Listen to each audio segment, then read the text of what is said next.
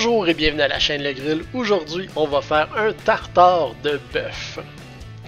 Pour faire le tartare, la pièce de viande qu'on va utiliser, c'est de la surlonge de bœuf. Notez que vous pouvez aussi utiliser du filet mignon, c'est une pièce qui est beaucoup plus tendre mais un petit peu moins goûteuse. La première chose que vous voulez faire avec votre pièce de viande, c'est d'enlever tous les morceaux de gras et de nerfs que vous pouvez trouver.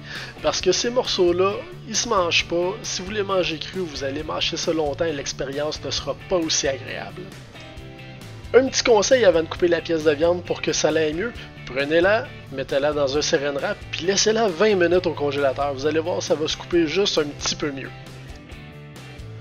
Une fois votre pièce de viande bien nettoyée, vous allez couper la viande en petits cubes et après ça, vous allez hacher ça au couteau. Mais mettez pas ça dans un hachoir, c'est pas aussi bon, ça va pas donner une texture aussi savoureuse en bouche.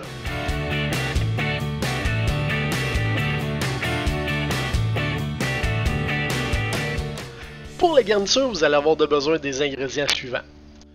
Tomates séchées, citron, échalote, aneth, mangue, de la mayonnaise maison, de la moutarde Dijon et miel, du basilic et des pousses de kale.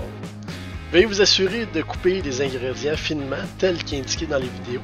Pour avoir les quantités exactes, veuillez vous référer au descriptif de bas de page.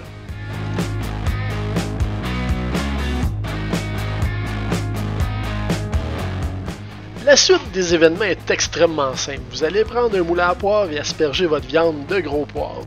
Par la suite, vous allez prendre tous les ingrédients excepté la mangue et les pousses de kale et vous allez mélanger ça dans un gros bol.